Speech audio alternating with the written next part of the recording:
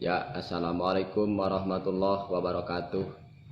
Berjumpa lagi di Pondok Pesantren Manbaul Hasanah yang ada di Blok Tegal Pelem, Desa Duntren Kulon, Kecamatan Gabus Wetan, Kabupaten Indramayu.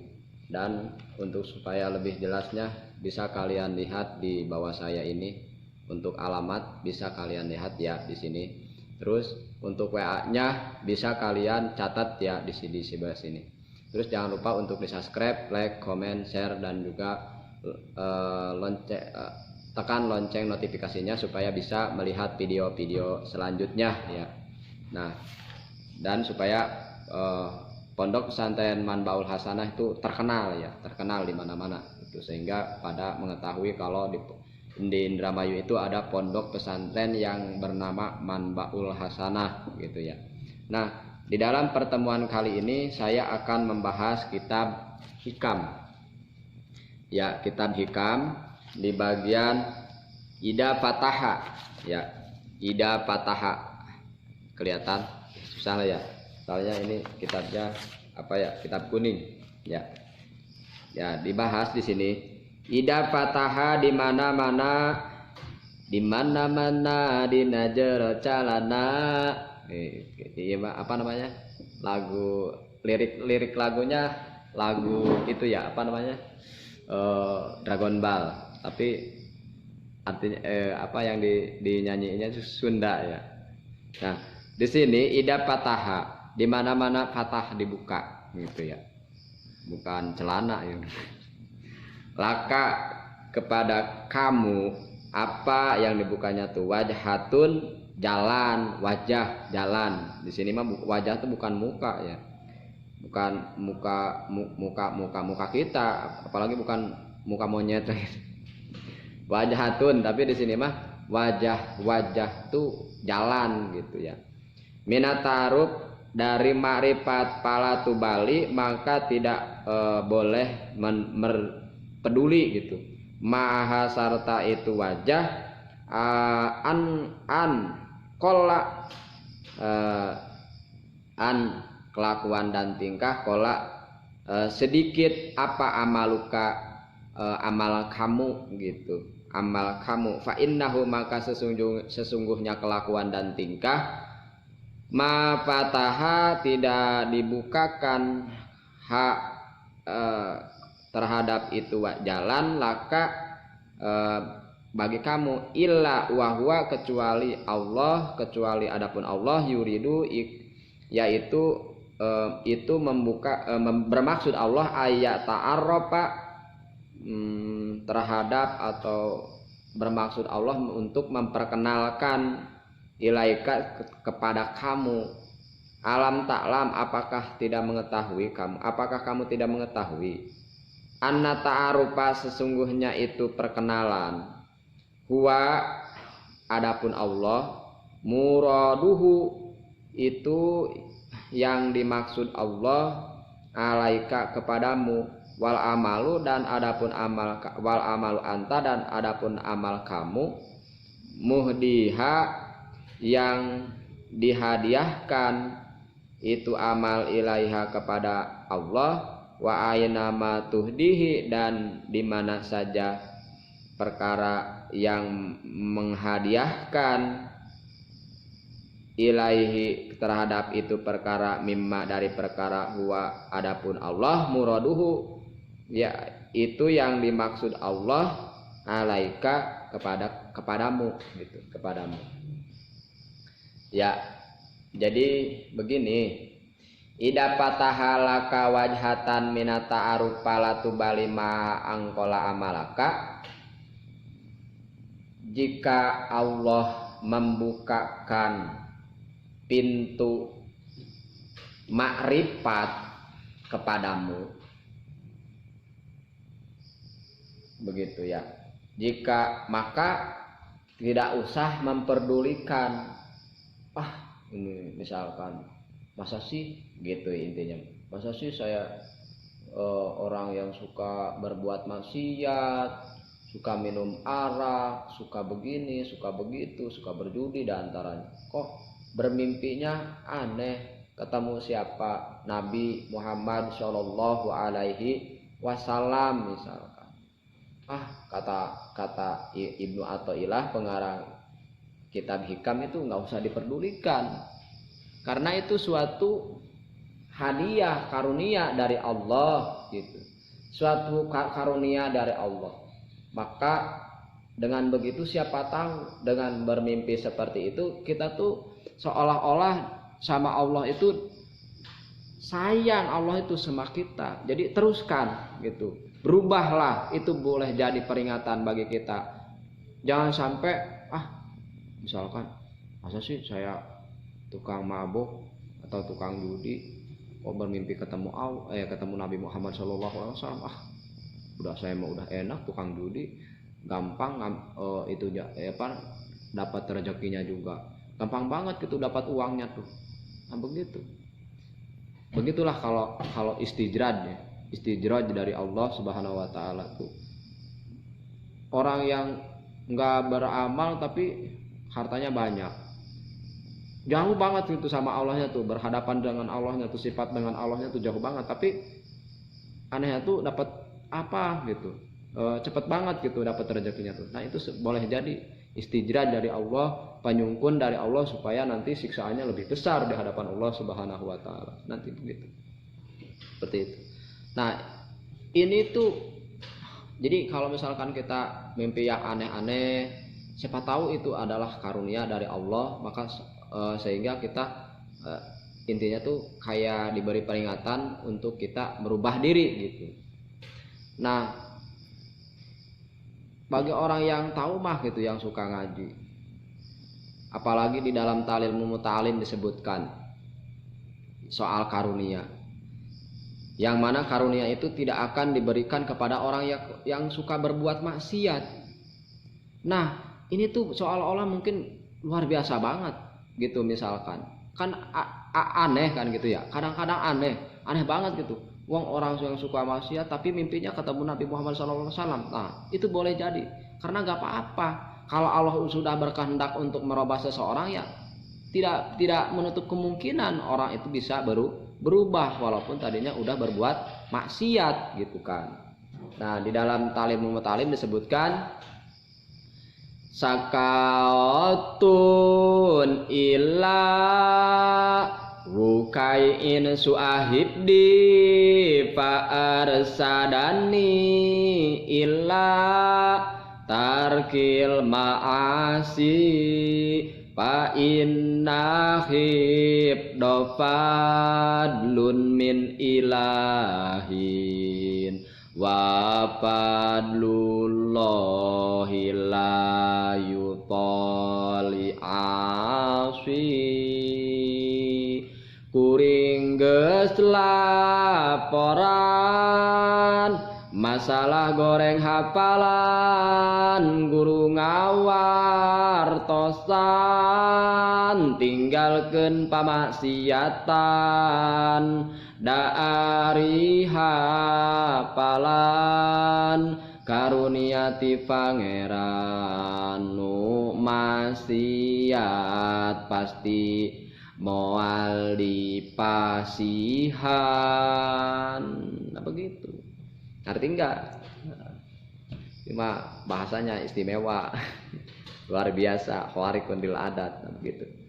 Pakai bahasa Sunda, maksudnya tuh dulu tuh Imam Syafi'i tahu yang sekarang dipakai mayoritas madhab yang ada di Indonesia itu bermadhab Imam Syafi'i. Nah dulu ketika belajar Imam Syafi'i ke Imam Wukai itu bilang laporan syakautun ila Wukai'in katanya gitu kan. Kata Imam Syafi'i itu, saya laporan ke Imam Wukai, Imam Wukai saya tuh kalau menghafal tuh susah banget gitu, misal susah banget, kenapa ya Imam Wukai gitu, kenapa gitu. Nah kata dijawab sama Imam Wukai, katanya kalau ilmu itu adalah karunia. Nah karunia sama sampai di sini, karunia dari Allah gitu. Walaupun kita amal sedikit, kalau kita bermimpi sesuatu yang mendorong kita untuk berbuat kebaikan itu terima saja, terus berubah gitu kitanya, jangan sampai enggak berubah gitu. Karena saya dulu ada anak santri di sini, terus mamangnya itu ya begitu bercerita di depan saya tuh suka begini, tapi toh dalam mimpi saya tuh ketemu Nabi Muhammad SAW, terus benar gitu. Gimana Pak, ini tuh benar apa enggak? Terus diceritakan sama dia tuh, coba kata saya tuh tanda-tandanya kayak gimana gitu kan. Kata dia tuh, saya tuh Pak wangi banget katanya, selama 40 hari tangan saya tuh wangi Pak.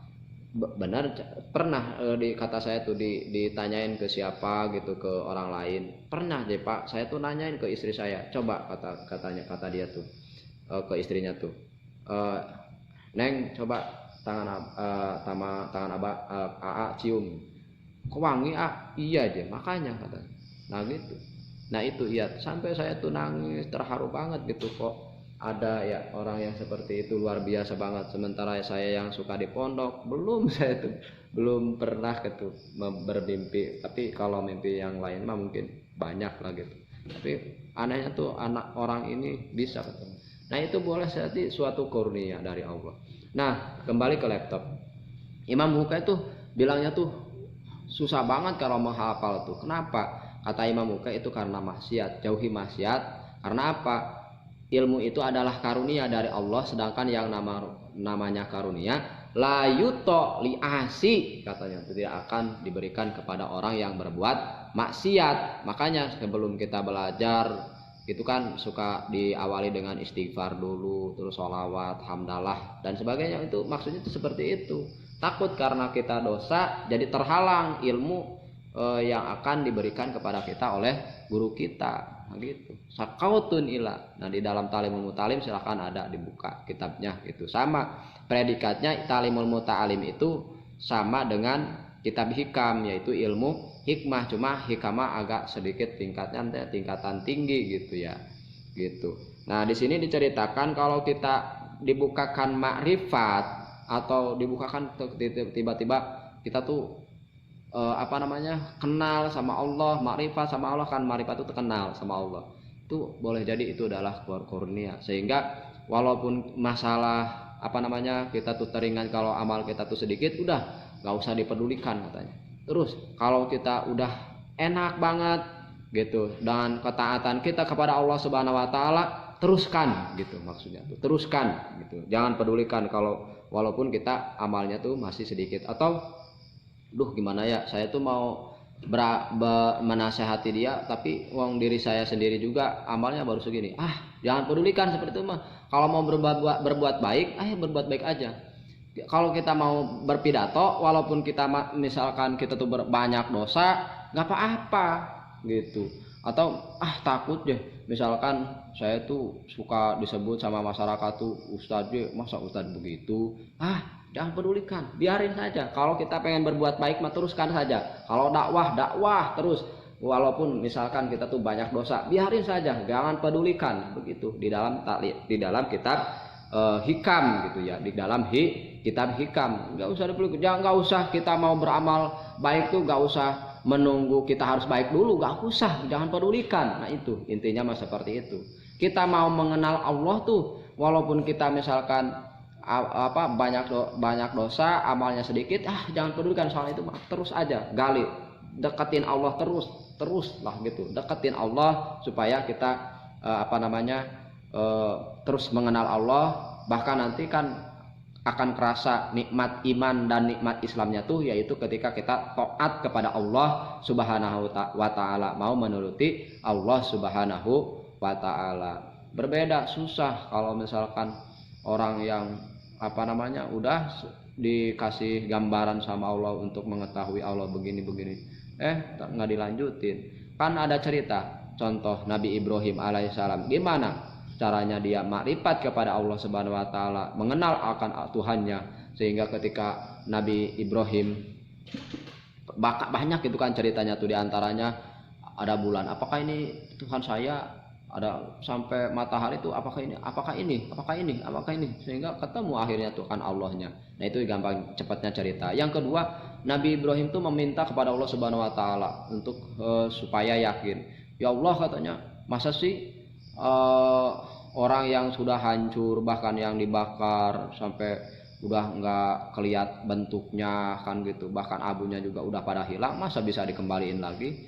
Kamu tuh nggak percaya, kata Allah tuh Nabi Ibrahim. Bukan begitu kata Nabi Ibrahim, bukan begitu, tapi saya pengen ngebuktiin supaya hati saya tuh lebih yakin lagi kepada Allah Subhanahu Wa Taala gitu, kata Nabi Ibrahim.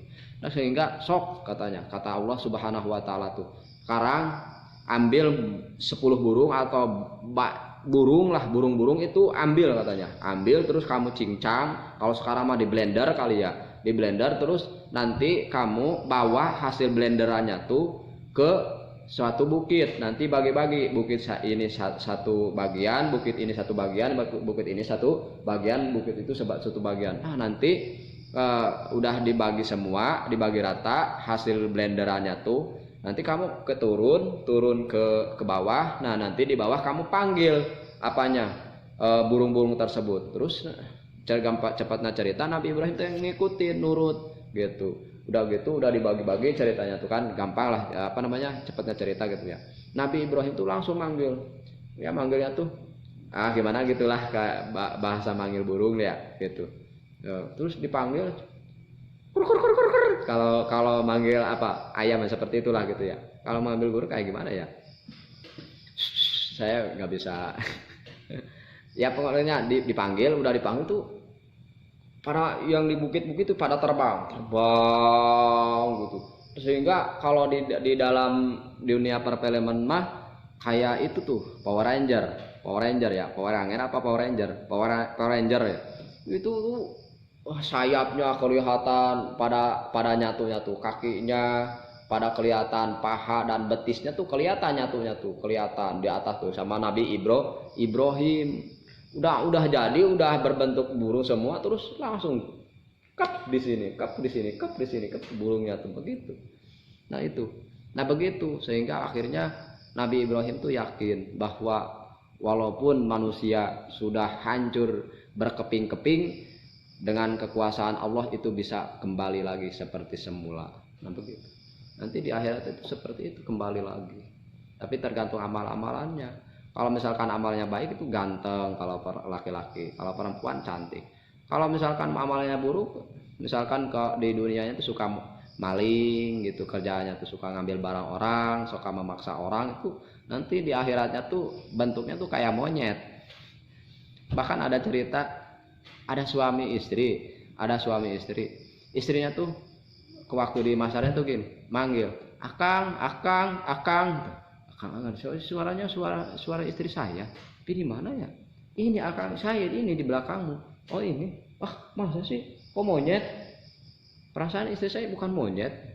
Nah begitu. Jadi apa setiap perbuatan yang perbuatannya itu seperti pekerjaan monyet, nah itu nanti di akhirat itu berubah jadi monyet. Nah gitu. Ada seperti itu. Ceritanya di kitab Ukudul Wijen ada, insya Allah kalau nggak salah di kitab Ukudul Wijen ada yang manggil suaminya tuh, istrinya tuh monyet. Waktu di mana? Waktu di arah masar. Walaupun di dunianya adalah apa? Manusia. Nah karena perbuatannya yang jelek ya begitu, jadi berubah jadi monyet. Bahkan ada yang jadi babi kan gitu. Nah, gitu. Mungkin dicukupkan sekian dulu.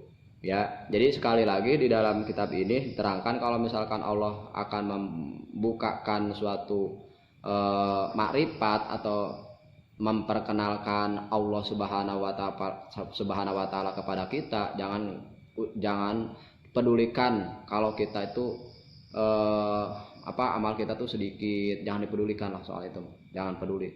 Yang penting teruskan. Kalau barangkali itu adalah suatu teguran, supaya kita kembali kepada Allah Subhanahu wa taala. Nah, dicukupkan sekian, dan sebelumnya saya menyarankan kepada para ibu, para bapak yang ingin menyekolahkan anaknya, yang ingin memondokkan anaknya, silahkan datang ke Pondok Pesantren Manbaul Hasanah yang ada alamatnya ya di sini ya, ada, tinggal catat. Terus supaya lebih jelas tinggal catat lagi nomor WA-nya, nanti bisa nanya-nanya dulu sebelum berangkat ke Pondok Pesantren Manbaul Hasanah yang ada di Kabupaten Indramayu, Kecamatan Gabus Wetan, Desa Dunten Kulon, Blok Tegal Pelem. Nah gitu ya, nanti bisa dicat dulu. Nah, untuk para subscriber, supaya di subscribe, ingat subscribe itu gratis, bahkan termasuk kepada idkholus surur, membahagiakan hati seseorang. Dan insya Allah kalau kita menyenangkan seseorang, insya Allah kita termasuk kepada golongan orang-orang yang mulia di hadapan Allah Subhanahu wa Ta'ala ya. Terus jangan lupa share, like, komen, dan nyalakan lonceng notifikasinya supaya bisa melihat lagi video-video selanjutnya yang mengenai kegiatan-kegiatan yang ada di Pondok Pesantren Manbaul Hasanah gitu. Billahi taufiq wal hidayah. Wassalamualaikum warahmatullahi wabarakatuh.